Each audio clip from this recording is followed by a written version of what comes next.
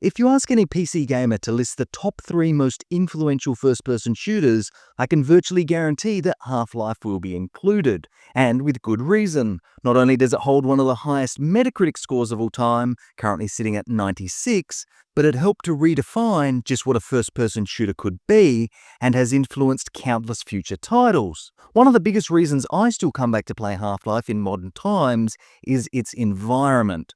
Whereas most shooters of the time used the concept of a standalone level system with a dedicated start and finish point, Half-Life instead delivered a single, interconnected environment, with the majority of adventure taking place in the Black Mesa Research Facility. While on paper only being a single location, Black Mesa was created in a way that included a variety of different themes and areas within its walls, delivering a very diverse and immersive gameplay experience.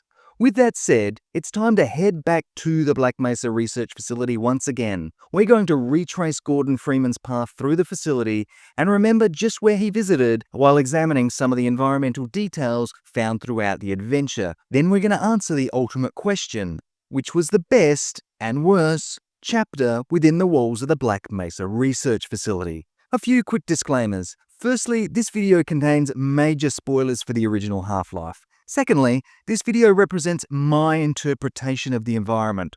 I'm not saying what I think is definitively correct, rather that this is my interpretation based on my own experience. Lastly, there are many ways to experience Half-Life. For this video, I have used the 25th anniversary version of the original game, which I feel is objectively the closest to the original intended art design. Before we continue, a massive thank you to those who support the channel. If you enjoy this type of content, please consider liking the video or subscribing to the channel. With that out of the way, let's board the train, put on our HEV suit, and return to 1998 to explore the Black Mesa Research Facility. Our long journey through Black Mesa starts on board a train, one of the many that operate throughout the Black Mesa transit system. This particular train is on the Blue Line, one of the 4 main lines which connects the various hubs of the facility. Outside of these main lines, there are sublines which help to connect other parts of the facility, and while on board the Blue Line, we will pass some of these sublines where we can see several other staff waiting, complete with vending machines should they be seeking a snack. There's also some offices which overlook this area, and these are most likely Black Mesa Transit Authority offices given their location.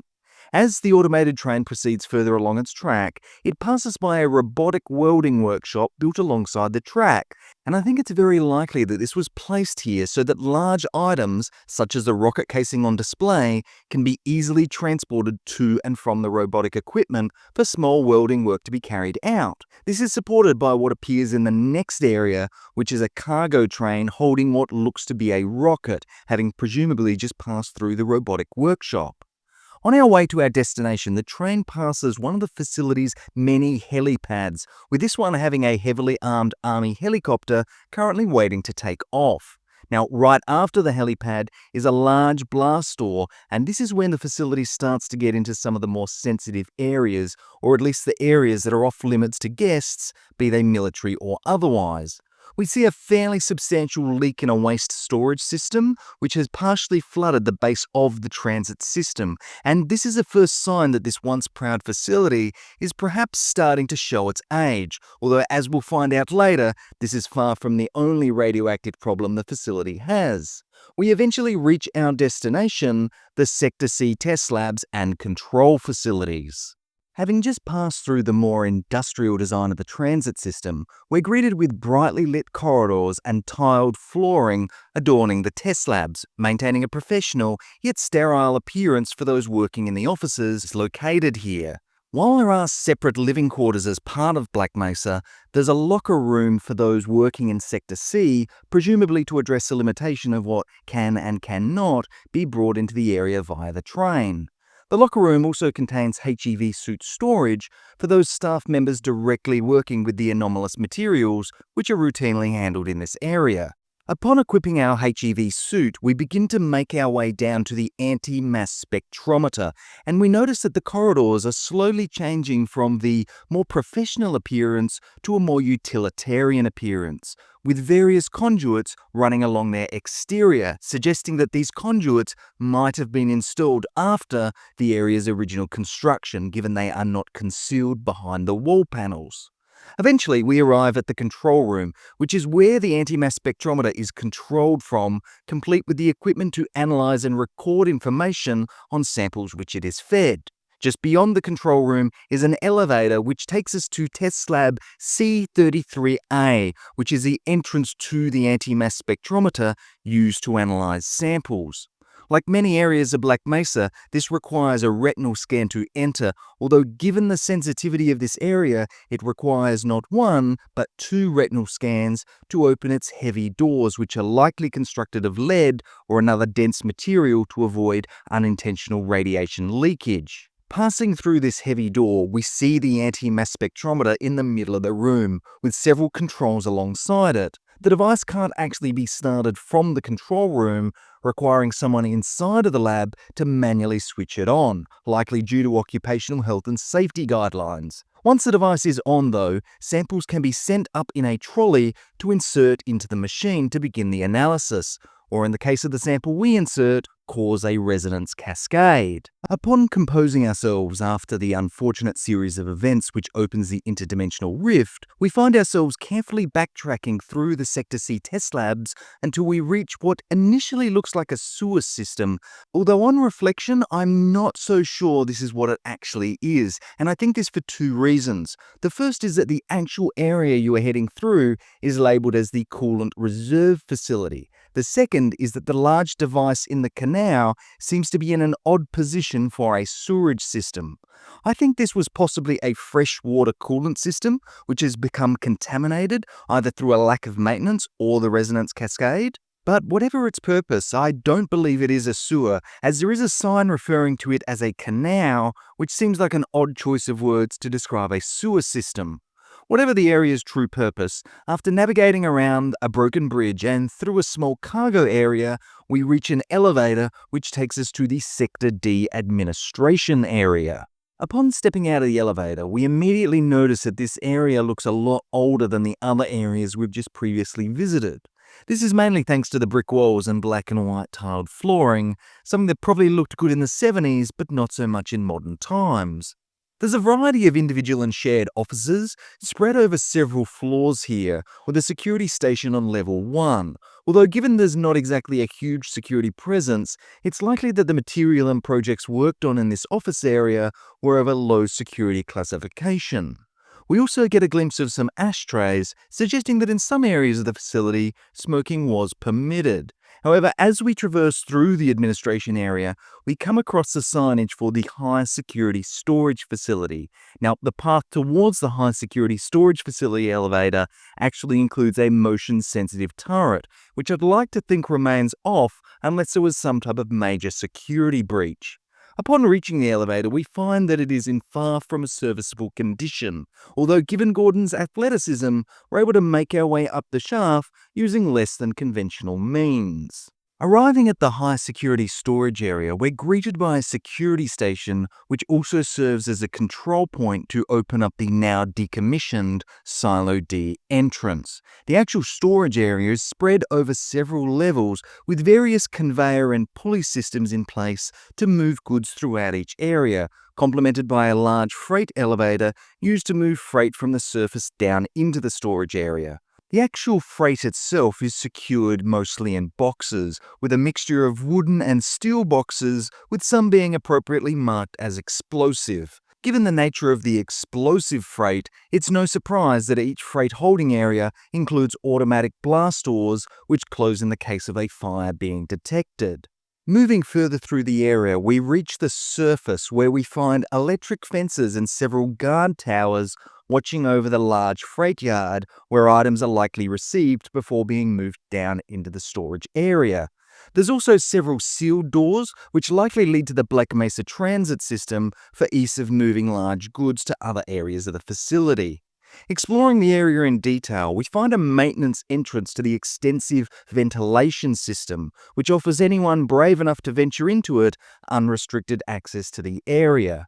Crawling through this area, we gain access to the security checkpoint from earlier and are able to access the controls to open up the entrance to Silo D. Upon entering the door marked Silo D, it's immediately obvious that this area has long been abandoned, with a variety of barricades being constructed to block the path to the silo. After making short work of the barricades with our trusty crowbar, we find a large freight elevator likely used to transport items from the high security storage area down into the silo area. Upon descending the 10-story elevator ride, the arrival area opens out into several train tracks, which were likely used to move the freight from the elevator further on into the silo area. Proceeding down these tracks, we come to what appears to be a dead end, complete with a large radioactive material leak. I'm not certain if this area was never finished or if it was sealed up intentionally after being used, but regardless, the radioactive leak prevents any further investigation. Thankfully, we are able to enter a nearby pipe and make our way to one of the entrances to the exterior of Silo D, and this is where it becomes obvious where the radiation leak was coming from, as the entire base of this area has been filled with a radioactive liquid, likely a waste product of some form from an experimentation or activity.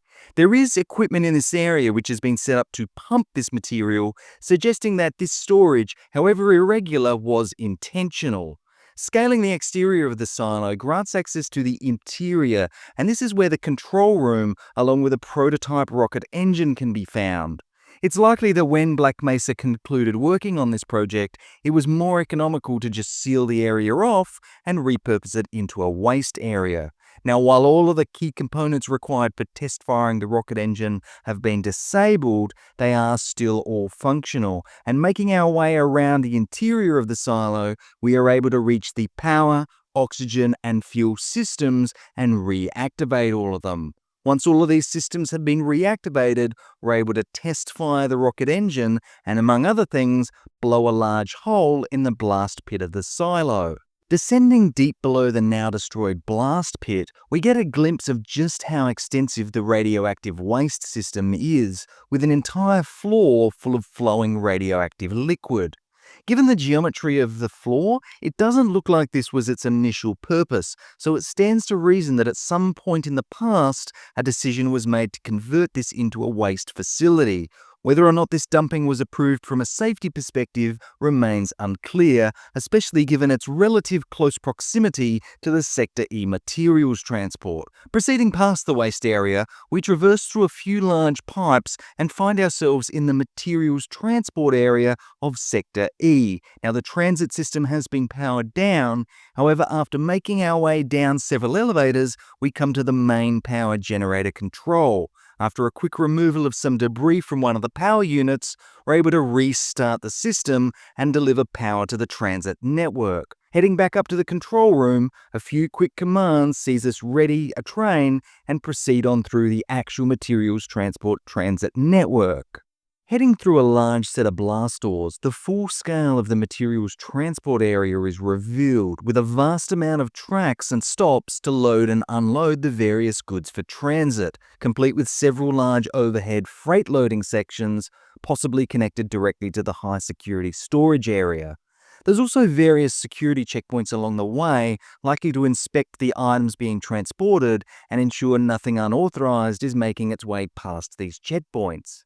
Eventually, after disembarking a train nearby a surface door, we're able to once again reach the surface and proceed past several blast doors to reach the high-altitude launch control, the area which serves as a launch and control site for satellite delivery rockets.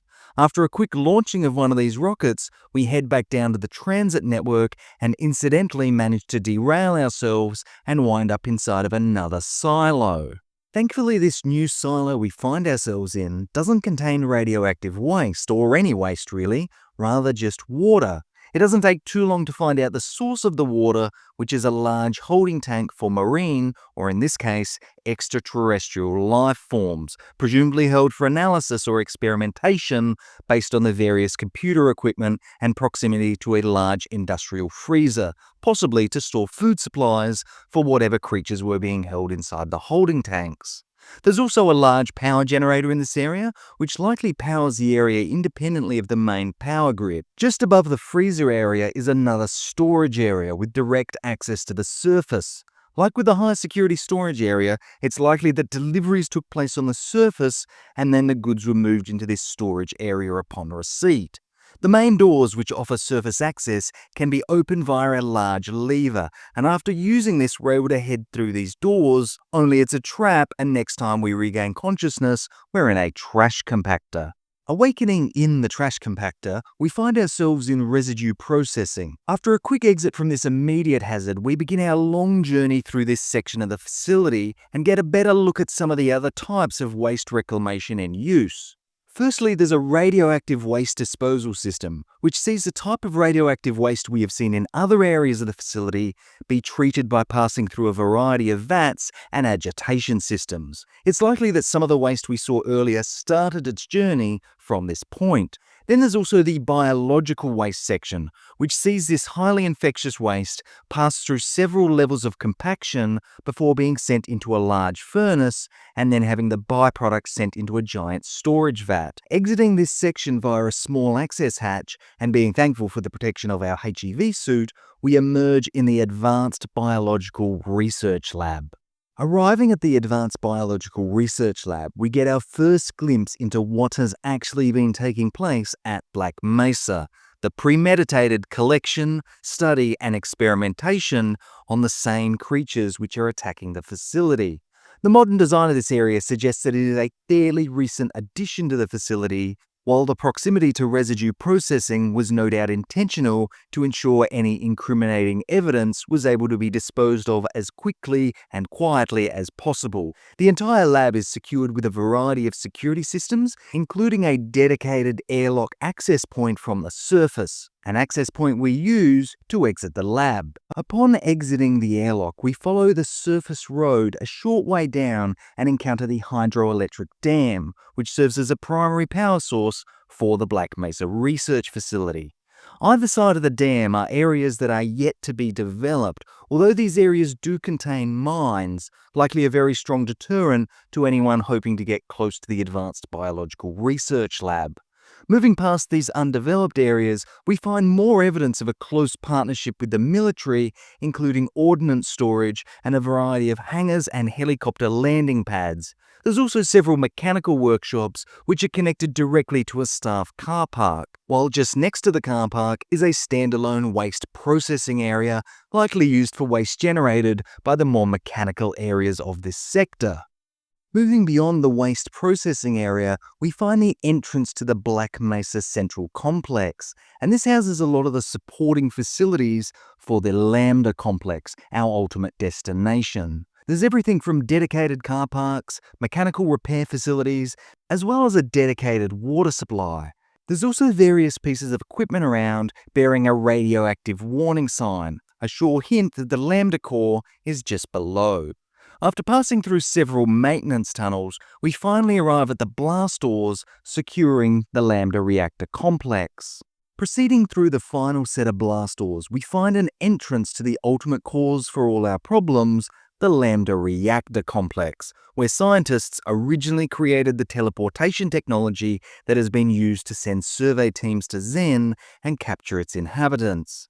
The Lambda complex consists of three main areas: a testing area for equipment and species collection, the Lambda Core, which powers the teleportation technology, and the main teleporter, which sends people to Xen. The core is currently offline due to its cooling systems being switched off. Thankfully, given the aquatic features of the HEV suit, we're able to make our way through these cooling systems and reactivate them, bringing the core back online.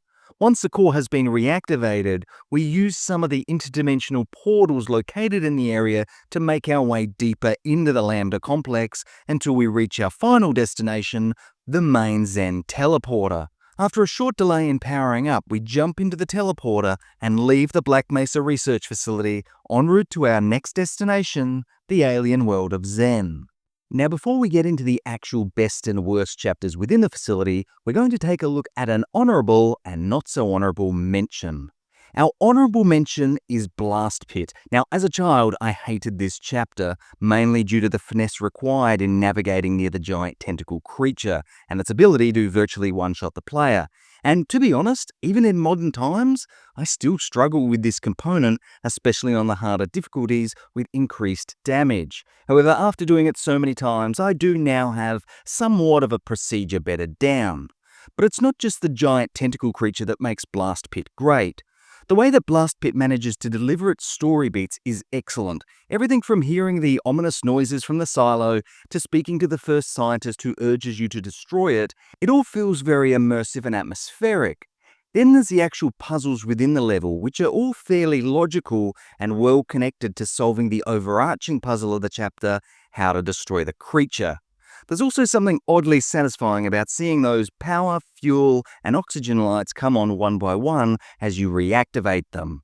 The chapter also uses some callbacks to mechanics that you were taught in the past chapters. For example, fan blades can kill you, water and electricity are a bad combination, and when an elevator is not working, there is sometimes a ladder you can take to reach where you need to go. The level of challenge outside of the tentacle creature is moderate, however, you're probably more likely to see game over screens as a result of the environmental hazards as opposed to the various Zen life forms inhabiting the area. The environmental design and art direction are also really good. Everything has a clear logical flow to it as far as the level geometry goes, combined with some very good texture work to help sell the idea that this is a long decommissioned silo which has been converted to another purpose and then once again decommissioned. Lastly, you do get a substantial reward for the completion of this chapter in the Magnum 357, a weapon that even in the last few stages of the game remains dependable against even the strongest foes. Our dishonorable mention is surface tension. Now, let me qualify this. I think surface tension has some excellent moments in it. However, I also think that it has some supremely frustrating moments in it. At the top of the frustration list is the chopper. Now, maybe I am biased here because I rarely like the trope of the invincible enemy that shows up and your only option is to run or hide. But the issue is, not only is the chopper the most accurate shot in any game I have ever encountered a chopper in, maybe ever, but its lingering presence means that you are more focused on it as opposed to the environment. And I do think that this is one of the more visually interesting chapters within the game. Now, eventually you do get to shoot the thing down, and not a moment too soon, but it's far from smooth sailing at least for the next 10 to 15 minutes of playtime, as you will encounter a large number of Marines with relatively few health pickups. All I'll say is thank goodness for the Tau Cannon, because without your full arsenal, you will be relying on it a lot. Eventually you do regain some of your weapons, and that's probably where I started to enjoy the chapter a lot more. However, I will say that this is probably still the most challenging chapter in the entire game. And one final thing that bothers me about this chapter is the Ordnance Storage Facility. Now, up until this point in the story, despite it obviously being a work of fiction, everything loosely made sense in the game's universe. However, when arriving at the Ordnance Storage Facility, it's revealed that the military have booby-trapped several rockets with trip mines. If you set off even one trip mine, the rockets, and presumably a large chunk of the facility, go boom. The puzzle itself to progress here is relatively straightforward as long as you take your time, but my issue is, why does this exist? Why have the military booby-trapped rockets knowing that alien creatures crawling around could set one off and wipe out a chunk of the base and the Marines within it without notice? I don't know, maybe I'm looking too much into this, but it hasn't sit right with me since 1998, and over 25 years later, it still doesn't. Like I said though, Surface Tension is not a bad chapter. It has great action, features a lot of Marine versus Zen combat, and has some impressive scripted sequences, but it's not without its challenges. Now that we've got those mentions out of the way, it's time to move on to the actual best and worst chapters. And we're going to mix it up now and look at the worst chapter first. And that chapter is Office Complex. The biggest challenge I have with Office Complex is perhaps not the chapter itself, but what came before it in Unforeseen Consequences and Anomalous Materials. Both of these chapters do a great job of feeling very well curated. There's a lot of set pieces in these chapters which are unique and go a long way to help establish what's happening in the Half-Life universe. Office Complex, on the other hand, feels just like an office complex, which, while I realize the irony here, just isn't that exciting. The lack of excitement isn't helped by quite a lot of reused designs and textures, which makes the level feel a lot longer than it actually is. This feeling of it being a lot longer than it actually is also has an impact on pacing. Up until this chapter, the game felt like it was perfectly paced, and to be fair, after this chapter the pacing does get back on track, but Office Complex certainly stalls the pacing of the adventure. There are some mechanics that the game teaches you here, and it's perhaps these moments that were the highlight for me, but given the choice, I would take or leave Office Complex in its original form. Finally, we come to the best chapter, and interestingly, this chapter is one of the shortest, but how it establishes its main puzzle, creates a believable environment, and ultimately offers somewhat of a showcase of the various combat styles, helped to make it easily my best, and that chapter is Questionable Ethics. Like with my earlier explanation about why I felt Blast Pit nails its puzzle design, Questionable Ethics shows the player the exit or solution to the puzzle very early on. You have a very clear idea of what your motivation is as you move through the environment. There's a lot of unique and detailed level design here, and this clearly communicates what has been happening at Black Mesa without spelling it out for you. The fact that you can interact with the experiments is also a nice touch, as well as the slightly wider corridors to make the combat work a bit better than it does in close quarter encounters. It's also where we see quite a bit of Marine versus Zen combat with the tougher Zen enemies, providing a much greater challenge to the Marines than earlier. And for me at least, this environment provided one of the first legitimate uses I had for trip mines. The chapter also has one of the greatest exchanges between a scientist and a guard in the entire game. What is this thing? Some kind of weapon? Put that down. It's a prototype. Man, why aren't we using it? It's much too unpredictable. Don't let it overcharge. What do you mean, overcharge? After this exchange, you get one of the best weapons in the game, the Tau Cannon, and this will help to carry you pretty much to the end of the game. Overall, Questionable Ethics just gets everything right that makes Half-Life great, while not over-rotating into any of the mechanics or systems which are objectively weaker. And so there we have it, the best and worst of Black Mesa. Now, I will address one final thing, and that's the chapter On a Rail. According to various sources on the internet, this seems to be the most disliked chapter within the entire game. In fact, in the recent Black Mesa remake, this entire chapter was dramatically simplified, likely for this very reason. However, perhaps it's just my playstyle or how I enjoy games, but I never had a problem with On a Rail. Yes, it can be repetitive at times, but in the context of what the environment represents, it makes perfect sense to me. It's far from the best chapter in the game, but it's certainly not the worst. But like I said earlier, these are just my own opinions. I would love it if you would share what your best and worst chapters are in the comments below. This is the first of a new series on the channel, and once again, if you have enjoyed this, please do consider subscribing so you can be notified of future updates. In the meantime though, I hope you enjoyed this look back at Black Mesa, and as always, thanks for watching.